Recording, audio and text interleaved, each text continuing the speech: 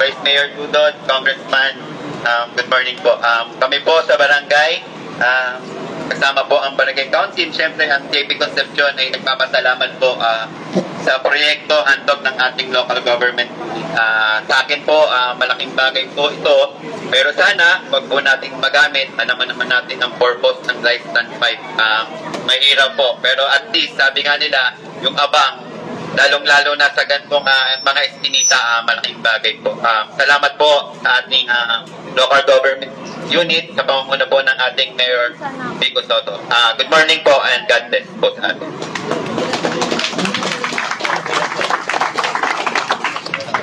Okay. Uy, mas maganda to. Pwede yung komentar rito, Mayor. Okay.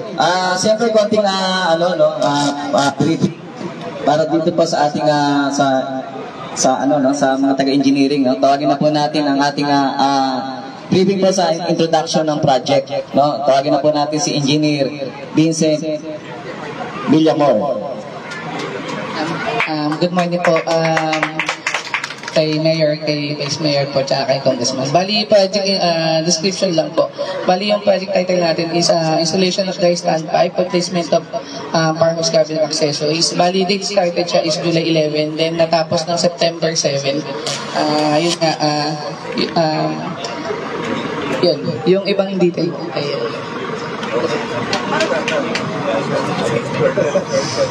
Magandang umaga po. Muli, bago po ang lahat ay ako po ay bumabati sa ating mga mahal na bisita, si Congressman Romulo Sir, Vice Mayor Dodot, and our Mayor Vico Soto sa Barangay Council, sa pamumuno po ng ating Barangay Kapitan. Ang mga department heads nandito ngayon at sa lahat po nandito ngayon, magandang umaga po.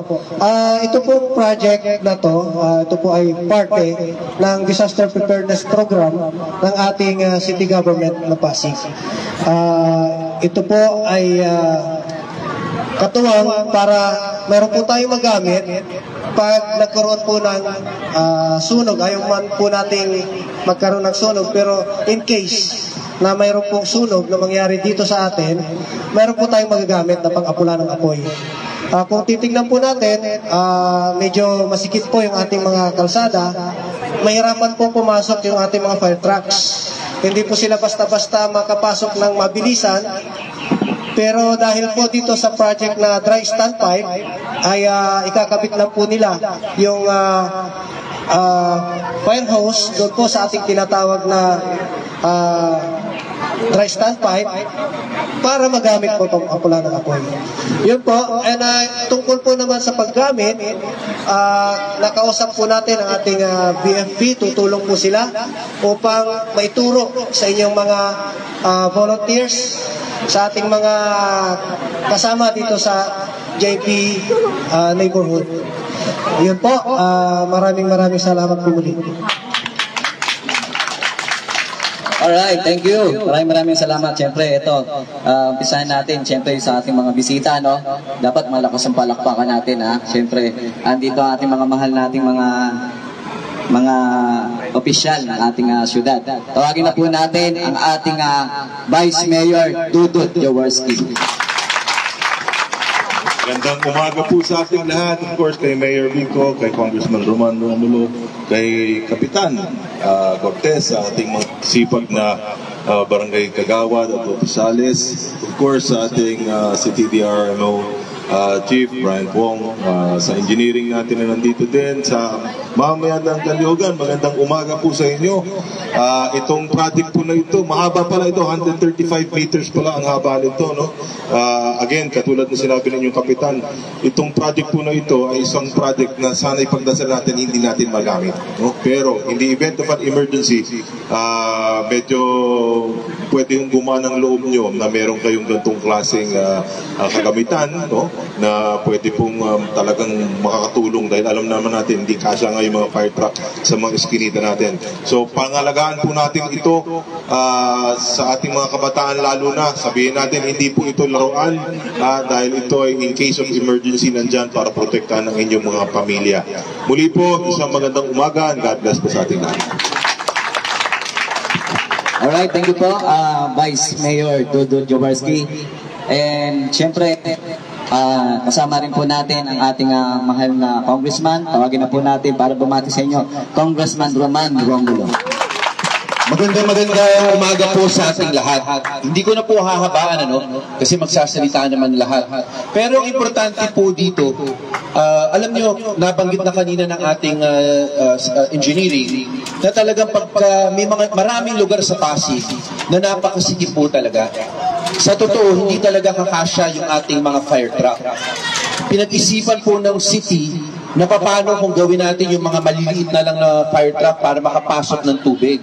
Pero ang sinabi rin po sa ating sa city, ng mga dalubhasa, kahit na magpasok ka dyan ng tangke, maubusan lang ng tubig agad yun, ilalabas rin yun. So pagka medyo may emergency na, talagang problema po yun. Kaya since last year po, inumpisahan na nila Mayor Vico ni Vice Dodot na itong tinatawag nilang dry standpipe. Kasi last year ba, nagbigay rin ng bagong mga fire truck sa bawat barangay. Pwede pong ikabit yung dry standpipe, una, sa mga fire hydrant, pangalawa, sa mga fire truck, katulad ng bagong binigay last year dito ng city. Tulong kakabit po yun, yung tubig po dire-diretso na. Talagang kahit paano ay talagang makakatulong po sa atin. Pero sabi nga ni Vice Dodot, sana huwag magamit. Pero ito rin po, alam ko na magkakaroon po dito ng practice yung paano gamitin itong dry standpipe. Para sa akin po, maganda po lahat tayo ay makinig sa DRMO natin, sa BFP, paano po gamitin. Kasi hindi natin alam kung kailan magkaka-emergency. Maganda na lahat tayo alam kung anong gagamitin, saan ang susi, paano yung open, ano yung gagamitin, saan ikakabit. Para masigurado po natin na talagang matulungan natin yung ating sariling pamilya at yung ating mga kapitbahay. Kaya muli po, congratulations sa City of Pasig, sa Barangay Kanyogan dito sa project na ito. Sana po ay hindi magamit, pero dapat matutunan natin paano gamitin. Muli po, mabuhay po ang Barangay Kanyogan. Ang susunod po na magsasalita ay si Sir. Sorry po. Sorry po. Alright. Siyempre ito, pogi talaga, Talaga nakaka-start. Okay, tawagin na po natin ang ating Mayor Vico Soto. Maraming salamat. Ito po tayo. Magandang umaga sa ating lahat. Nasabi na naman po siguro ang lahat ng kailangan nating malaman tungkol sa proyektong ito. Gaya po ng nabanggit na kanina, ginagawa po natin ito sa lahat ng mga lugar sa Pasig na may mga looban, na may mga residential area na medyo mahirap pasukin ng mga bumbero o ng mga fire truck. Kaya papasalamat po tayo sa una sa DRMO, sa pag-initiate ng ganitong klaseng proyekto, sa engineering department natin sa pag-implementa ng proyektong ito. Siyempre, di rin natin ito magagawa kung di sinusuportahan ng ating barangay. Kapetri, salamat po sa suporta ninyo sa barangay council natin at sa mga staff po natin, sa ating mga residente, sa ating homeowners or neighborhood association po rito. Siyempre kay Congressman Roman at kay Vice Mayor Dodot at sa buong konseho po natin. Yun lang po. Maraming salamat. Congratulations. Sana hindi po natin magamit ang dry standpipe, pero mabuti na po yung handa tayo. Congrats po sa atin lahat. Thank you po. Okay, thank you po, Mayor Vico Soto. Tara, tayo na po tayo para na po sa ating sa ribbon cutting po natin.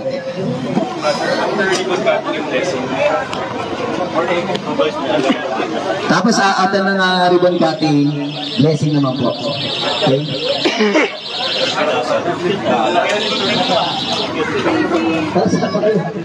Ayun mo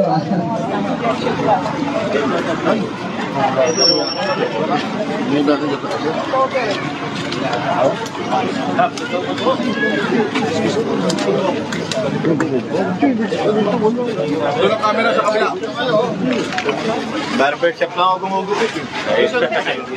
Oo, walang pupunti. Dapat yung dalawang. Days lang to. Yun lang ha. Richard Ryan talaga. Okay, 1, 2, 3. Alright. Thank you.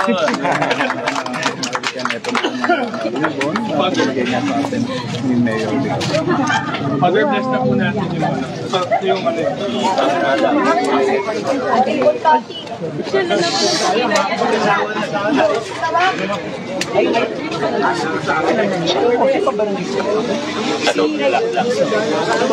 Sumayin niyo ang Panginoon sa ngalan ng Ama na Anak ng Espiritu Santo. Manalangin tayo.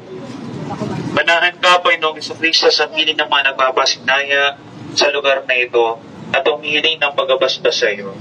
Nawa ibasbasan mo ang mga taong naririto, ang residente ng JP Concepcion, ang pamahalaan ng lungsod ng Pasig, at gayon din ang mga pipelines na gagamitin ng iyong mga lingkod sa panahon ng emergency. Nawa, Panginoon, iadya niyo po ang komunidad na ito sa panganib at sakuna at inyo po silang proteksyonan. Niling po namin ito sa pamamagitan ni Jesucristo kasama ng Espiritu Santo magpas sa walang hanggan. Ama naming sumasalangit ka sa paghinangalan mo, mapasa amin ang kariyan mo, sundin ang loob mo dito sa lupa para ng sa langit. Bigyan niyo po kami ngayon ng kakanin sa araw-araw at tawarin niyo po kami sa aming nagsala para magpapatawad namin sa nagkakasala sa amin at huwag niyo po kami napahintulot sa tukso at iadyan niyo po kami sa masama. Aba, Ginoong Maria, napupuno ka ng grasya, ang Panginoong Diyos ay sumasa iyo, bukod kang pinagpala sa umayong lahat, pinagpala naman ang iyong anak na si Jesus. Santa Maria, Ina ng Diyos, panalangin niyo po kami makasalanan, ngayon at po kami mga matahal. Amen. Luwalhati isama sa anak sa Espiritu Santo. Kapara sa mga ngayon, magpakailanman, magpasawa ng hanggan. Amen. Ating pong babasbasan na banal na tubig ang mga pipelines.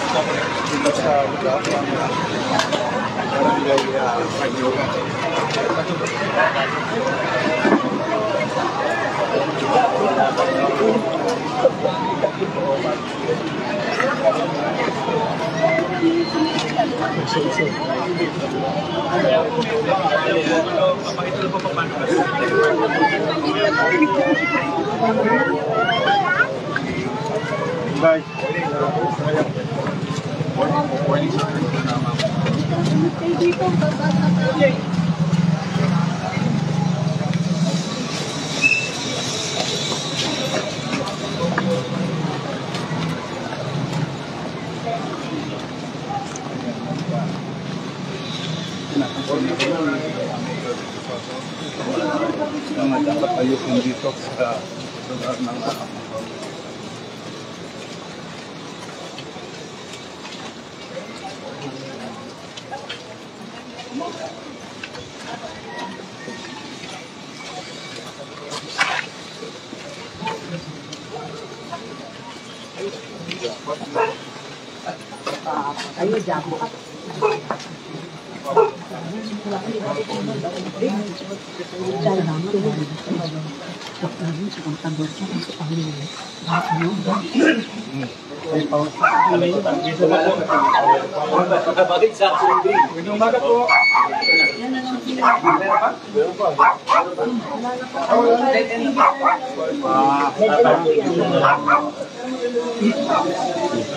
ayan, mga kaibigan, sa lugar na nadaanan natin ngayon tayo hostel.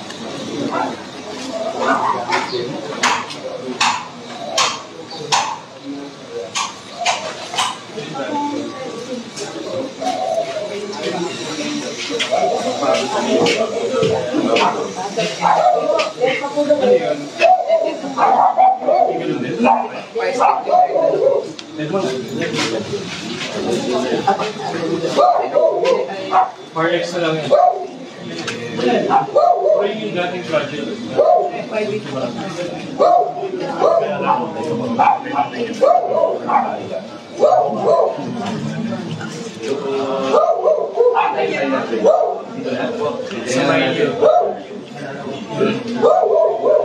Final prayer.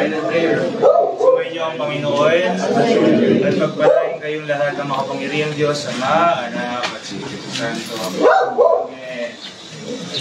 Bless you po, Father.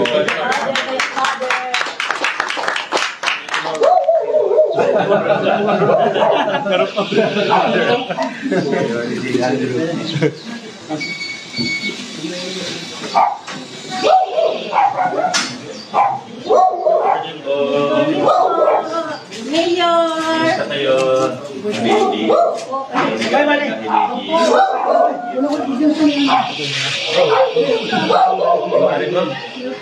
Ngayon ba? Nawala.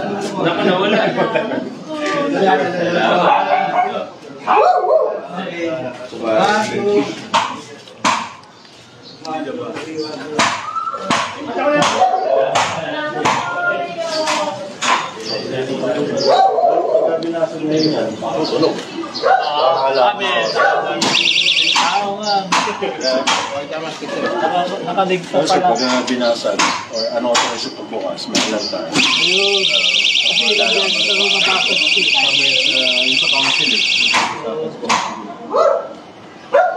Alert. Opo. Bye-bye. Okay ka lang dyan? Hindi ka na kasi dito.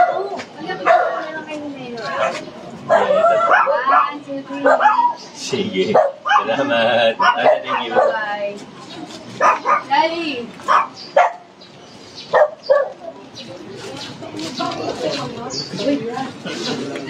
Si Mayor ng Barya, Opo, Ayan siya, Presidente. yung mga jackpot, Mayor, ha? Mga jackpot.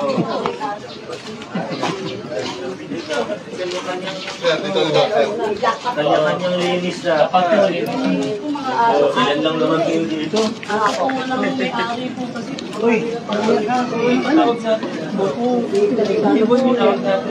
Tingin sa baba, eh. Kapit na lang dito.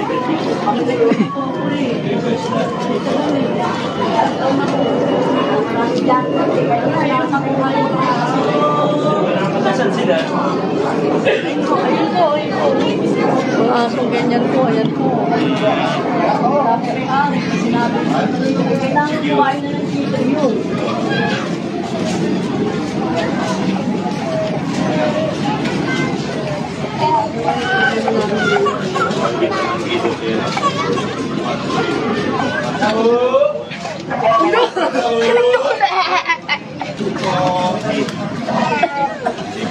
Maraming salamat. Salamat po, Mayor. Salamat po. Salamat po sa pagpapag natin.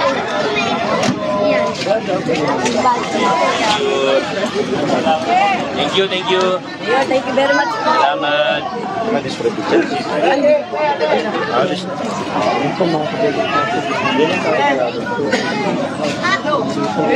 Hindi po pasalamatan natin. Imbutihin ang Biko Soto. Sa lahat po ng mga. Ayun!